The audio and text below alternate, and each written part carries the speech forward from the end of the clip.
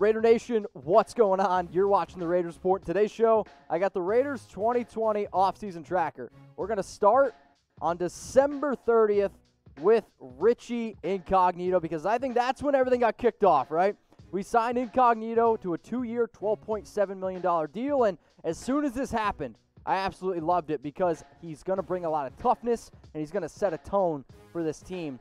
And, yeah, I do think setting a tone is what we need to do going forward. Now, also, though, they did make some other moves on December 30th. You go out and you get Ada Aruna, Anthony Ratliff-Williams, Eric Magnuson, Jordan Brown, Kyle, and then Kendall Donnerson, okay? So there was a lot of moves, and I promise you, I'm going to keep you as up-to-date as possible. But December 30th, then we're going to jump now into January, where the Raiders went out and got William Stanback. The important names to mention on here, Denzel Good. As soon as they went out and got Good for the 1 year, $2 million, I was like, we need to start looking at Gabe Jackson a little bit. So let's continue to move on here. You sign Ken Crawley. You go out and get Nevin Lawson, who's going to play some, I think, pretty good snaps for us. And then, yes, they did get Coney, but as you guys will see here in a little bit, Coney is no longer a member of the Raiders roster. So I am curious, are you new to the channel? And if you are new, what I want you to do is literally just type new, okay? If this is the first ever Raiders report that you have ever seen, maybe you're looking up Raiders offseason tracker, I want you to type new because I'm going to go in the comments and I got something special for you. But if you are new, bottom line, I do daily Raiders videos, like every single day. And it's going to be free for the next 365 days. So if y'all want a deal, you better act quick because only for the next 365 days, the Raiders report's going to be free. I love y'all. I just want you to know that. And if you bleed silver and black, go ahead and subscribe to the channel. All right, let's keep it moving here. Another move that I really liked that the Raiders did was bringing back Jalen Richard, 2 years, $7 million contract. I think it's clear Jacobs, Richard, going to be the top two backs there. But I also like the story, right? He joins the team in 2016 on a practice basis, works his freaking tail off. And I think if I'm Richard, or if I'm a UDFA, or if I'm a player that's just joining the Raiders, I look at how hard Richard worked, and now look at him being on the team. A player who, when targeted, 124 times, has caught the ball 106. That's very reliable. Let's also dive into some other moves, though, that went down in February. You go out, you get Derek Moncrief. The Lamar Houston thing is something I really liked, how the Raiders signed Houston to a one-day contract just so he could retire as a Raider. Once a Raider, always a Raider. Shout out to Lamar Houston. Something else that happened. The Raiders cut Tahir Whitehead. And if you are a loyal watcher, you would know that this really isn't groundbreaking news because this is something that we talked about for a while.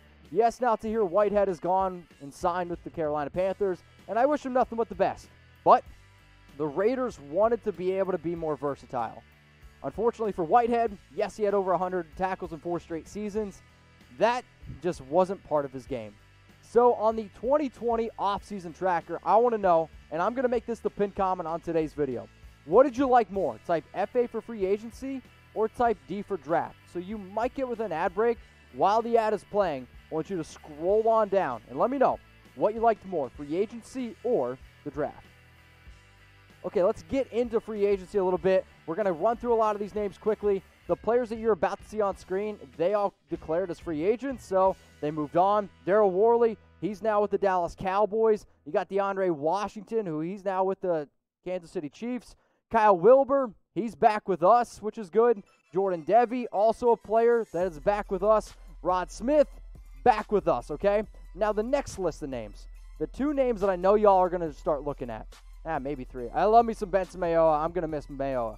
But also it's VONTAZE BURFICT and Dion Jordan, who are still left as free agents. So if you had to pick a player, okay, let's say we can play GM here. You're going to be Mike Mayock for a second.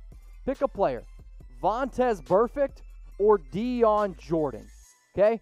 VONTAZE BURFICT VB or Dion Jordan DJ. And I see stumbling upward says, are we in a loop? No, this is live, baby. So would you go with BURFICT type VB? Or would you go with Dion Jordan? I want you to type DJ. But there were still 4 more players that declared to become free agents. Mike Glennon, Carl Joseph, Isaiah Crowell, unfortunately suffered that injury, couldn't really help us out last year. But Joseph did end up signing with the Cleveland Browns, a player that I think all of us really would have wished but ended up coming back.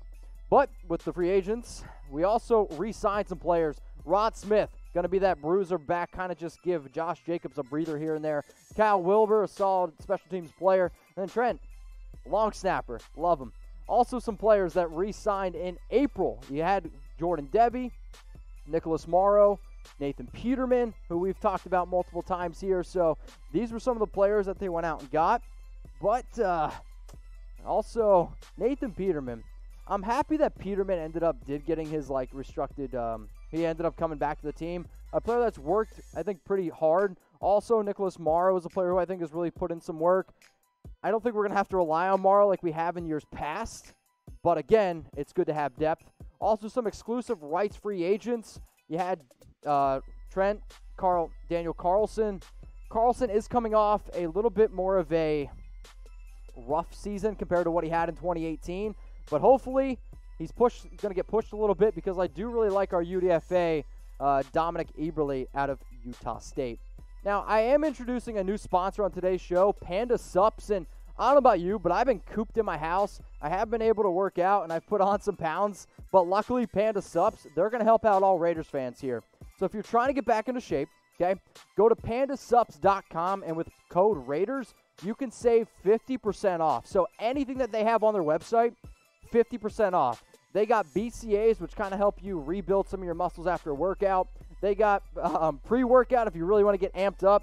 They have this, which is known as like a thermogenic, which is kind of like a fat burner. Bottom line, if you're into working out, if you're trying to get into shape a little bit, go to pandasupps.com, use code Raiders, because I'm telling you what, their stuff, it's pretty badass. Let's go now to some Raiders free agent signings, and man, were we busy during free agency. You go out, you get Jason Witten, Maliek Collins, Jeff Heath, Daniel Ross. You can see the values there. After looking at the entire offseason, after looking at the draft, I'm going to give you some updated grades here. So Jason Witten, I'm going to give a B-. I got Maliek Collins at a B, Jeff Heath at a B-, and Daniel Ross at a C. If you want to disagree with me, get in the comments section. Let me know what players or what grades you would give Collins, Jeff Heath, Ross, and Witten. But I really want to stick here on Witten, and the reason why I raised my grade on him is because if you're trying to change a culture, if you're trying to get players to invest in what you're doing, why not and go out and get arguably the greatest professional football player ever in terms of being a professional on and off the field. He's also one of the greatest tight ends ever. And if you're trying to build Foster Moreau to have this amazing career, why not go out and get Witten, who, if he is our third tight end, and we're trying to run a lot of 3 tight end sets, I actually am starting to think that the move is starting to make more and more sense. But that's only a third of the moves that we made in free agency. And this is the list where I know it's really going to light y'all up. Cory Littleton, Nick Kwiatkoski, Marcus Mariota, and Carl Nassib. I think all 4 of these players are absolute great signings for this team. But the best one for me, it's Cory Littleton. I mean, he was the #1 guy I wanted the Raiders to go out and get. Versatile linebacker, really going to be able to help us out. Change up that defense, A+ grade. Kwiatkoski, him and Littleton, I think paired together are the perfect 1-2 punch in terms of linebackers. And you got Marcus Mariota, Carl Nassib. Nassib I like a lot, is going to be a leader. But let's really focus here on Mariota. And the reason why I like this move, you're going to add versatility to our offense. You're going to open up the playbook a little bit. If you're a defensive coordinator, you do have to worry about him. Plus, if we're trying to figure out what we got in Derek, we finally have a backup quarterback that is going to push him to get the very best out of him. Also, 4 more moves. Nelson Agholor, Nick O'Leary, Eric Kush, and Damarious Randall. Also, shout out to the Raiders. And I want everyone to type 69 for making Eric Kush 69. That is going to be a very popular jersey. Now we just need to go out and get Malik Hooker.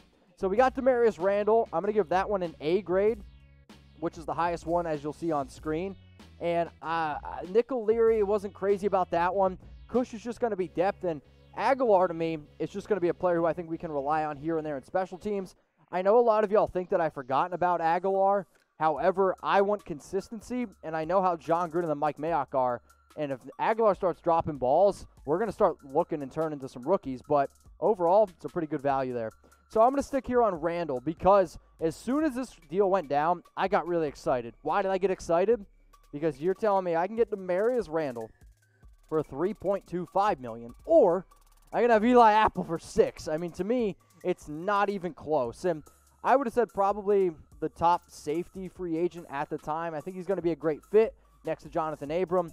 Really, really excited to see what these guys do in free agency. But I got 2 questions. Normally, I just ask you one thing. No, we're gonna up it up a little bit here. So in the comments section, I want you to type 1 and then the best free agent signing. And then I want you to type 2, the worst free agent signing. My best free agent signing, I think, is Cory Littleton. I think it's an absolute slam dunk of a play, over 125 tackles the last 2 years. If you want to know my worst signing, I want you to hit me up on IG. No one's going to be there at Mitchell Renz 365, okay? So let's continue the show, okay? We're going to continue to move on here. Some of the players also that the Raiders went out and re-signed. As mentioned before, you had Rod Smith, Wilbur, Seig. We'll kind of roll through these a little bit quicker just so you guys can stay up to date. And then also the players in April. Okay, so again, we're starting at a timeline from December, and we're just going to work all the way down through. Jordan Devy, again, for you UDFAs out there, look at how Devy's been able to handle his career. 32 years old, UDFA, has really kind of made himself here as a solid depth player for the Raiders. Some other players that the Raiders re-signed. Daniel Carlson, who is going to be in a battle, okay? He is going to be in a battle for this position. I liked what we got out of the kicker in 2018. Last season, 19 to 26, but in 2018 with the Raiders, he was, I believe, 18 of 19, so a lot better. But after free agency, come on, and you guys know, the draft happened, and I was super amped for this draft. You go out, you get Henry Ruggs at number 12, going to bring the speed. Damon Arnette was a player I wasn't too crazy about, but after seeing some of these new reports, after seeing an updated 40 time, I'm actually starting to like Arnette a little bit more. And you got Lynn Bowden, Brian Edwards. Again, Bowden's going to kind of play this running back wide receiver role. So I have some updated grades here on these players, and let me know where you agree, and let me know where you disagree. So I got Henry Ruggs as an A. I'm going to go Arnette as a B-. I got Bowden as a B, and Brian Edwards as an A-. And for y'all out there, if you haven't seen my shows before, I talked about Edwards and Bowden multiple times before they were actually drafted. So now let's look at the Raiders' wide receiver depth chart, because that was what this team needed to do. They went out and addressed defense and free agency, and they addressed the offense, 3 wide receivers with their first 4 picks. And honestly, I was pretty excited when the Raiders went out and got Henry Ruggs, and I know y'all are too. And I also know that you guys absolutely love MAXX CROSBY, friend of the show. So pick a jersey. If you had to pick, okay, because I'm going to be doing a jersey giveaway, and I want to know which jersey y'all want. So type MC for Crosby or HR for Henry Ruggs. Now, I've also put this on the community tab, and however the votes come in, that's the jersey I'm going to be giving away. But if you want to win the jersey, okay, all you got to do is just give me a follow on Instagram. It's at Mitchell Renz 365, and I'm going to pick somebody that's subscribed to the channel. I'm going to pick somebody that's giving me a follow. And I put this on the channel, or on my IG. If I can get to 15K followers by next week, I'm going to give both the Henry Ruggs and the MAXX CROSBY jersey. All I ask, give me a follow. Appreciate the support. All right, let's keep it rolling here with the draft picks, okay? Tanner Muse is going to play linebacker. John Simpson, who I know John's a big dude, and I know the offensive linemen don't get a lot of love, but I think John Simpson deserves a lot more love than what he's getting. He's a great guard. And you also got Maliek Robertson, who I think all of us would agree might be one of the steals of the draft here. So my grades updated. I'm going to give Tanner Muse a B. I'm going to give John Simpson a B+, and I'm going to give Maliek an A. I will really be interested to see what happens with LaMarcus Joyner and whether or not Maliek Robertson can really start getting a little bit more playing time, because if Joyner does what he did last year, Maliek is going to push for playing time. So I asked you guys earlier about free agency. Well, guess what? I'm going to do the exact same thing here with the draft. So 2 questions. Who was the best draft pick and who was the worst draft pick? So my best draft pick, I know it's probably going to be boring. I am going to go with Henry Ruggs. If I'm going to go just an overall value, I'll say Maliek Robertson, because he was a player that, you know, I did like a lot. Worst draft pick, you got to hit me up. No, I would say worst draft pick. I mean, if it goes by my grades, I'm going to still say Damon Arnette. It was a little bit too early of a pick for me. I am hoping, though, he proves me wrong. And I'm hoping, like, next year at this time, y'all are like, Mitch, you're an idiot for saying Damon Arnette wasn't going to be any good. But let me know. Best draft pick and worst draft pick. Let me know in the comments. Okay, so after the draft, the Raiders then, they got pretty active in going out and getting some UDFAs. You go out, you get JAVIN White, linebacker from UNLV, who's also going to be able to play, like, safety. Think of him as a option 2 to Tanner Muse. Dominic Eberle, who I interviewed, George Mariner, and then Liam McCullough. Some players there for the Raiders UDFAs. If you haven't seen my interview with Dominic Eberle, go check it out. It is on the channel, and he's a solid kicker from Utah State who 167 of 167 in terms of extra points, has an 87.5 career field goal percentage, and when I asked him in my interview, could you hit a 70-yard field goal in Denver? He said, oh yeah, I definitely could. Go check out the interview. It's on the channel. Here's some other, though, UDFA signings. You go out and get Mike, sorry, dude, I can't pronounce your last name yet, from Michigan State, Kamal Seymour from Rutgers, Nick Bowers from Penn State, and then Madre Harper from Southern Illinois. Madre Harper is also a player that I interviewed, and honestly, out of all the players, I was actually surprised Madre didn't get drafted. Somebody who ran a 4.4140, somebody who had a 6.88 cone drill, very, very athletic, hard-hitting player, and really interested to see if Madre makes this team, because I think it's between Dominic and Madre being the best chances of making the roster. But let me know, how many UDFAs do you think will make the roster? And I think last year we fell in love with guys like Keelan Doss. You fell in love with guys like Alec Ingold. And yeah, it might have been easier because of Hard Knocks, but bottom line, not all these players that I'm talking about on today's show do make the team. So I want you to let me know, how many UDFAs do you think make the roster? Also, right before I came on today's show, some news that went down on Tuesday.